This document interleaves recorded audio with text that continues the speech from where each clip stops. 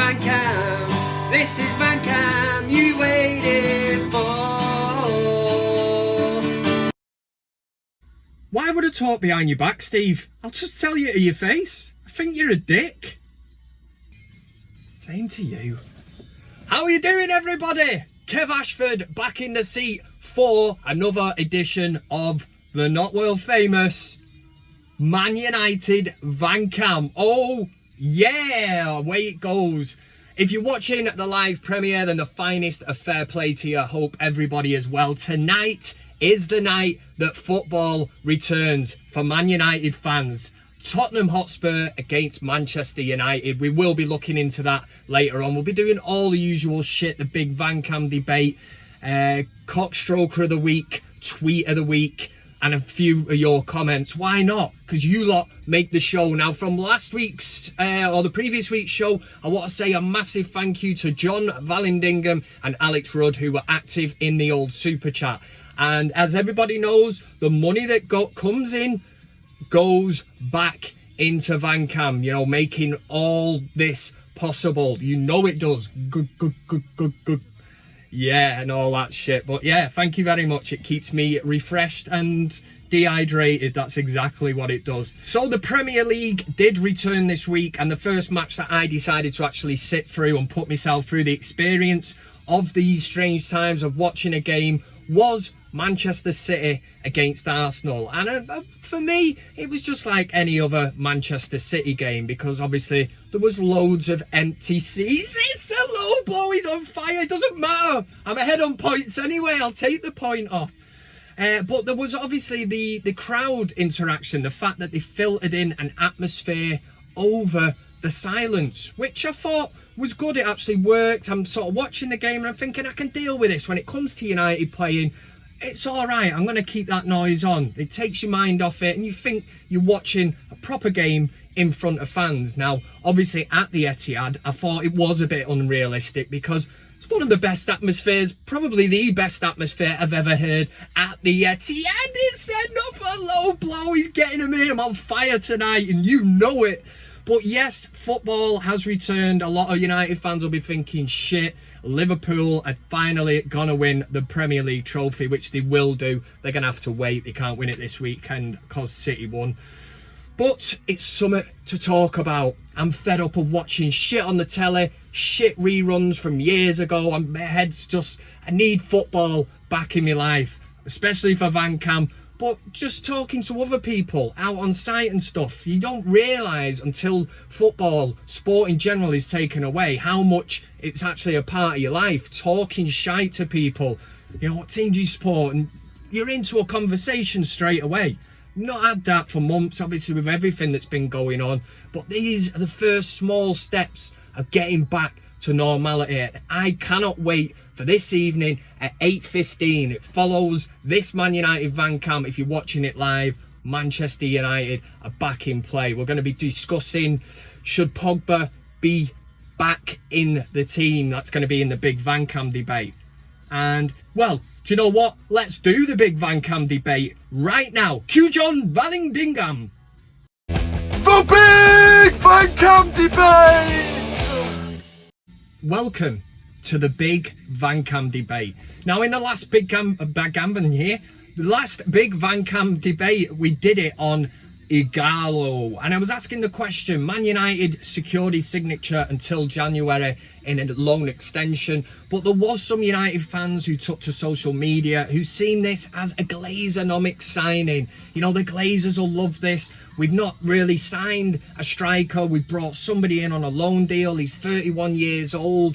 But the counter argument was, I absolutely love him. I love the fact that he loves Manchester United. It's his dream to play for them. He wants to remain at them. He doesn't want to go back to China, take the money. He was offered something ridiculous, 400 odd grand a week to go back to China. He wants to stay. He's taken a pay cut to play for Manchester United, which is not what you could say about a lot of the players in that squad. So I threw out the question, Igalo. I don't know why I keep doing that. I'm sorry. Igalo. I said, good deal or no deal? Good deal, you're happy with it. No deal was going down the lines of, you know, what the fuck is going on with this signing, this loan signing of Igalo?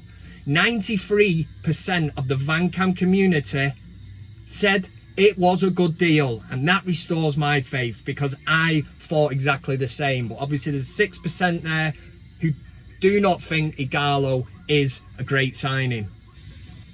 So not long now, if you are watching it live, until Manchester United kick off against Spurs. And with that in mind, we're going to do the big VanCam debate. What is wrong with me, man? We're going to do the big VanCam debate this week on Paul Pogba. Would you start Paul Pogba against Tottenham, or does he deserve to start? They're the questions that I'm asking you for this week's big VanCam debate. It'll come up along the bottom if you did not understand it. But Paul Pogba, does he deserve to walk straight back into this team? For me, Bruno Fernandes picks himself. He's done more in 9 games than Paul Pogba's done in 4 years at Manchester United. I think he's looked more effective, a better all-round player. A lot of people are getting excited at the prospect of Pogba and Fernandes hooking up. And yes, I can see that. But who's going to be the fall guy? And for me, when you look back to Man United against City, when we beat them 2-0 at Old Trafford, McTominay and Fred, unplayable. And I'm a firm believer in putting players in that team that should be there on merit because they've been doing the business. Not because they got a fancy haircut, not because they cost 90 million, not because of the brand and all that bollocks. So for me, Pogba does not start in my team that I'd be picking tonight. Now, Ole Gunnar Solskjaer, I think he will start him.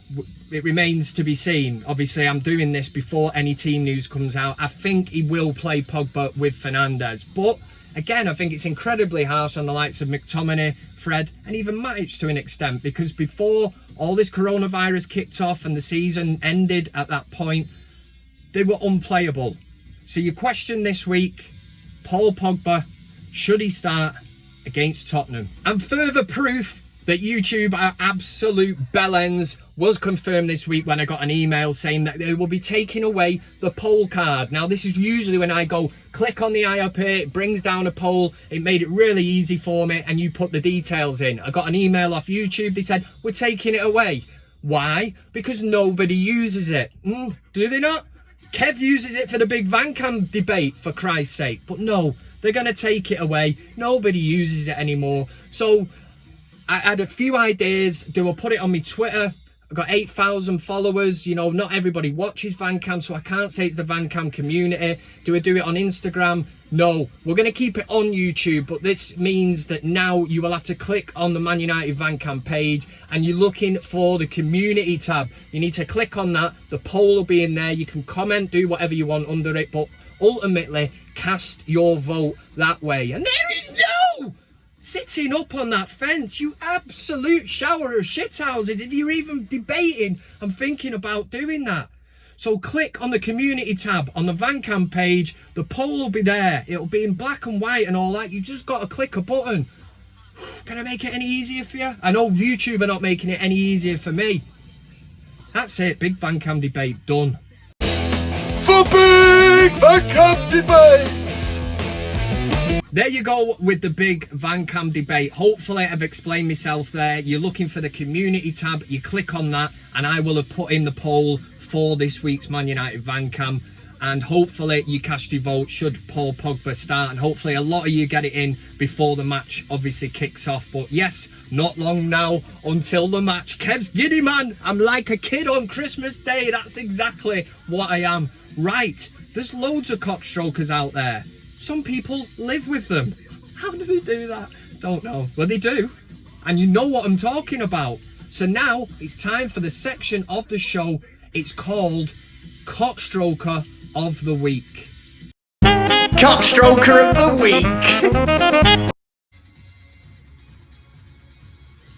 Here we go with CockStroker of the Week. This week, somehow I've managed to compile 6 nominations. Yes, for your entertainment. So kick back and let me take you through them. Coming in at number 6. Number 6, if you are a police officer, you're a cop, you're a bad man. Do you know what I mean? And you're out on the streets and you confiscate someone's motorbike and you decide that you're going to take it back to the station. I've got this one, boys. I'm going to take it back to the station. Yeah? That's because that's how Americans speak and all that, innit? But yes, if you decide that you're going to confiscate it and take it back to the station, don't make yourself look like right tits.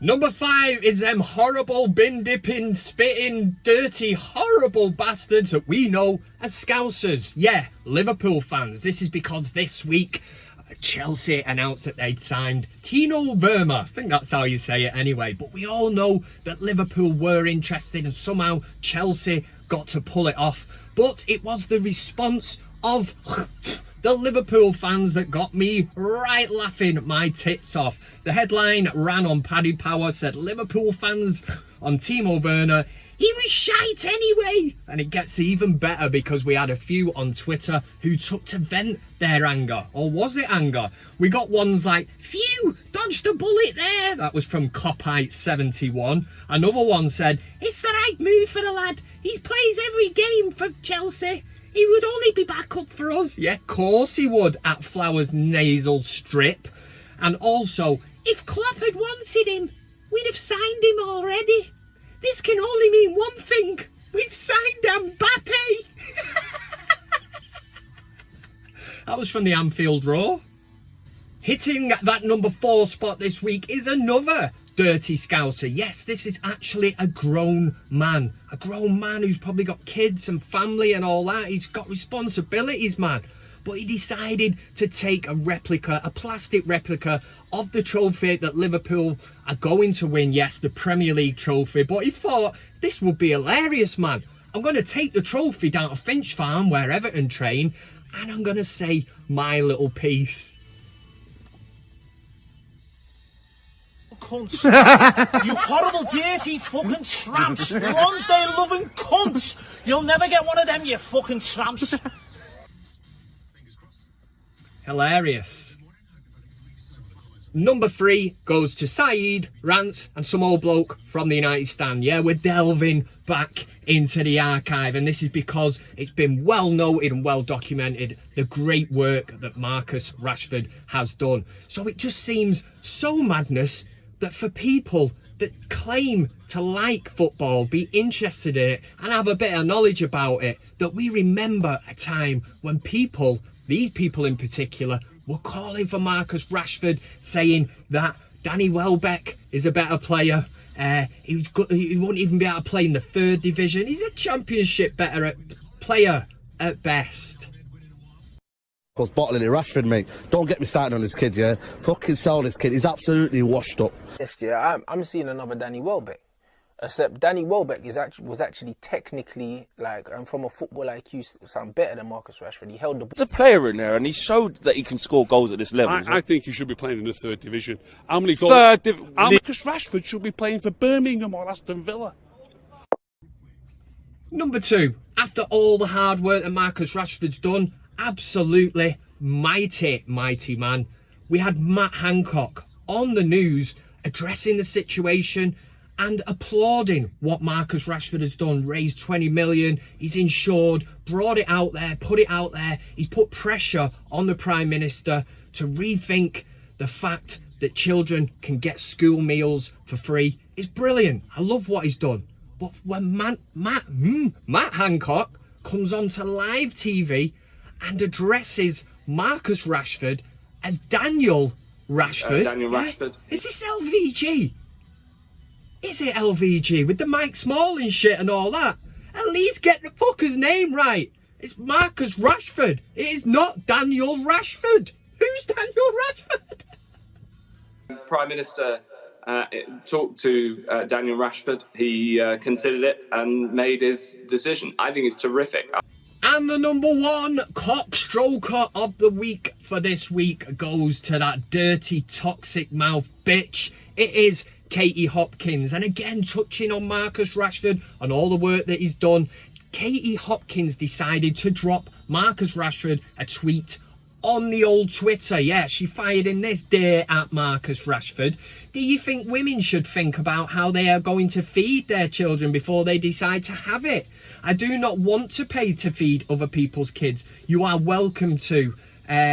Thank you, Katie Hopkins. What absolute slag. Toxic mouth slag. Absolutely despise this horse face. Oh, I don't even, do you know what? We're going to drop the C word in then. I'll save it for another time when I'm really, really angry. But I am angry about this as well. She does all this just to create attention for herself. And she's toxic. Pure toxic. She's probably an Arsenal fan as well. But anyway, we go back to Black Lives Matter and the demonstrations that were held in London. She tweets this picture of herself and said, "Just me, a white woman, eye-rolling you amongst you. When you were hunting me down, you may kneel and kiss my ring." Yeah, Katie Hopkins has gone out in disguise. It's hardly like she's gone out and gone, "Katie Hopkins here, who wants to go? Come on, sunshine. You know, you want some?" No, she's not. She's got a mask on, a wig on, and a hat on, so nobody was going to know who she was. She's just mingling about in the crowd and then giving it the big one. "Yeah, I was there. Who wants some?" Nobody wanted it.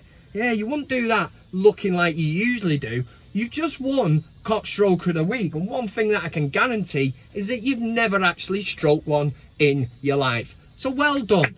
Congratulations for being an absolute tit. CockStroker of the Week.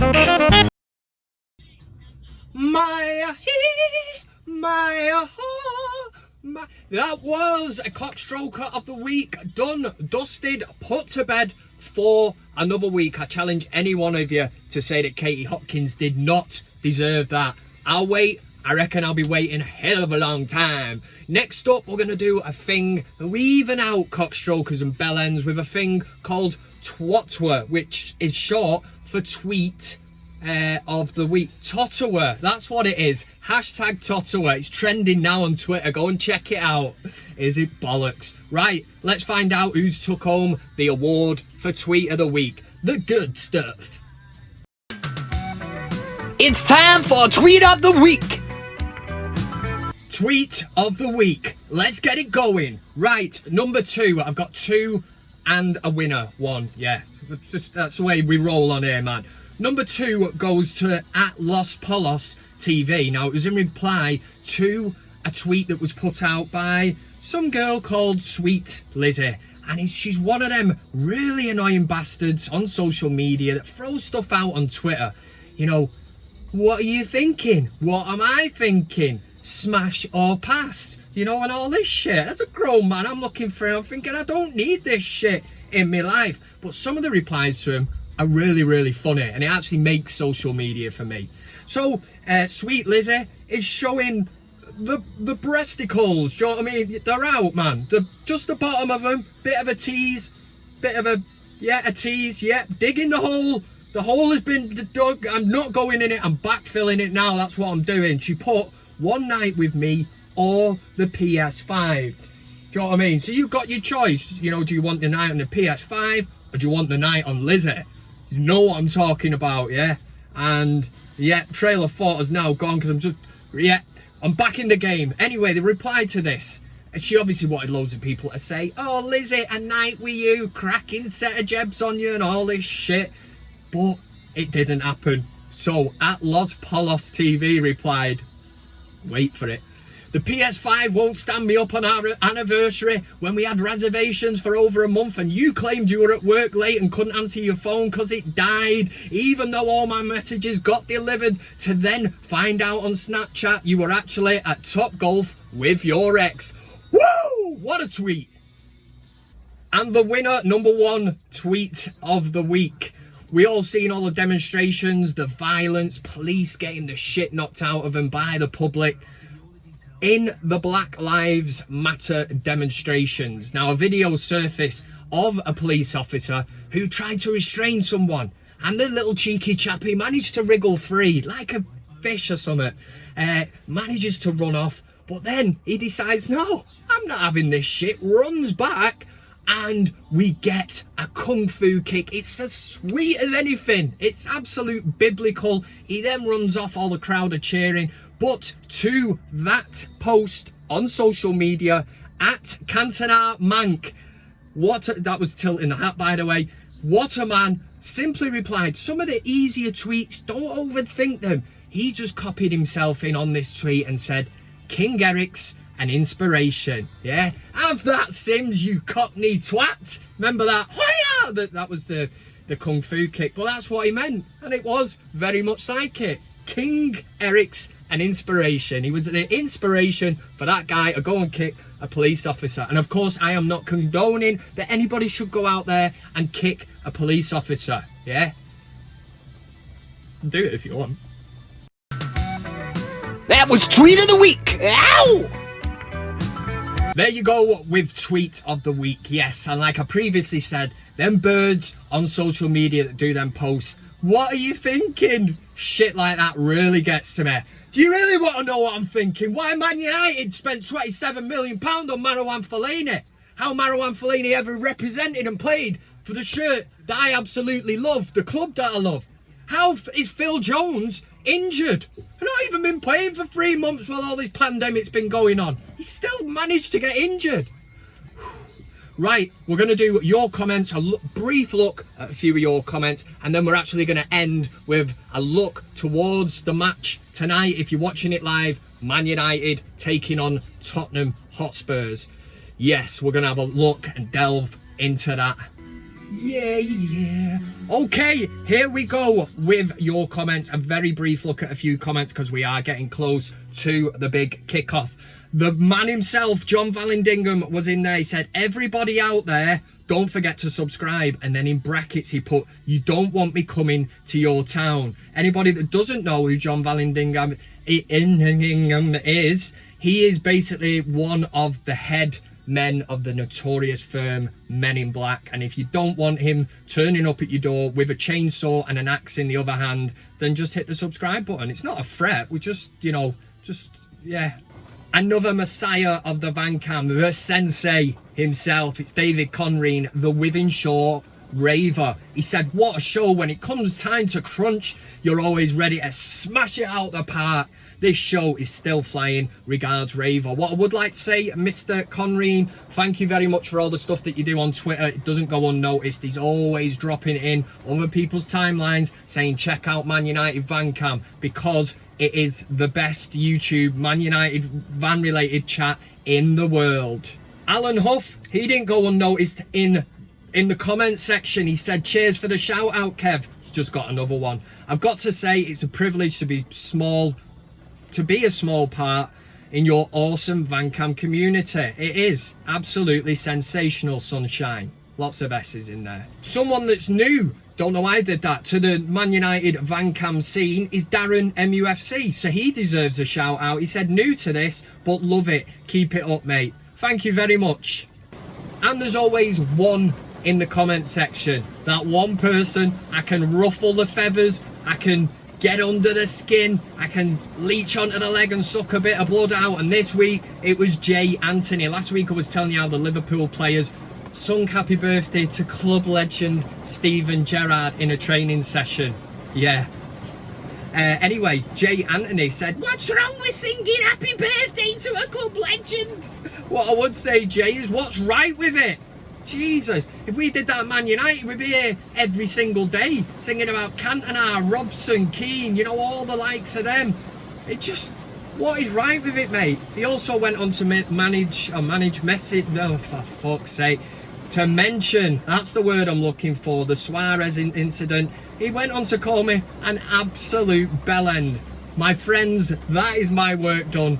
If I can get under the skin of a Scouser who delves into Man Utd VanCam, then my work is done, and I can certainly put my feet up later on now and watch Man United. We are getting close to kickoff. The team news will be in. You'll be updated by all other Man United YouTube channels, so I'm behind on this. But hopefully this has warmed you up. Hopefully you pinned back your ears, you cracked open your beers, you've done all that, and now you get to go straight into Tottenham against Man United. I'm making a prediction. Of course I am. Kev's prediction for this evening is that Man United will be victorious and win 2-0. Don't go betting on it and all that. Don't come back to me and say, Kev, I've just bet my house on it, I've lost it and all that.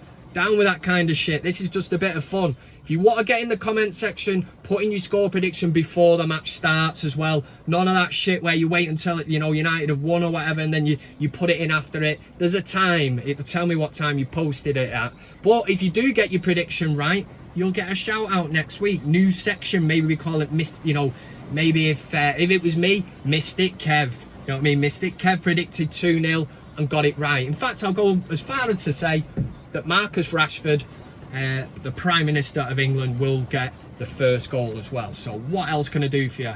Yes. And for the first time in God knows how long, I get to don the hard hat. I get to put it on. I forgot what it felt like, man. Look at me. I look like such an absolute boss. And nothing's going to bring me down. Nothing's going to get in my way. Tottenham could, I suppose, if Mourinho decides to park that bastard bus in front of the goal. But it's up to us. You know what I mean? Aim through the window. If somebody's left the window open, through the window, in the net, 1-0, 2-0, bang, game over. Yes, the Premier League is back. Enjoy it, drink in moderation, and don't be what I am, which is an absolute tit. And for United this evening, come on, United! Let's do this! Woo! Fucking rain. I said your love, keep on lifting me higher and higher. Thanks very much for watching the video. You can also follow me on these other social media platforms. That's Twitter, Instagram, Facebook, and of course, plenty of fish. Oh yeah! Thanks to everybody who gets involved, comments, likes, shares, subscribes. Subscribing is the main thing. It costs you nothing, and why wouldn't you want to do it? This is Man Utd VanCam.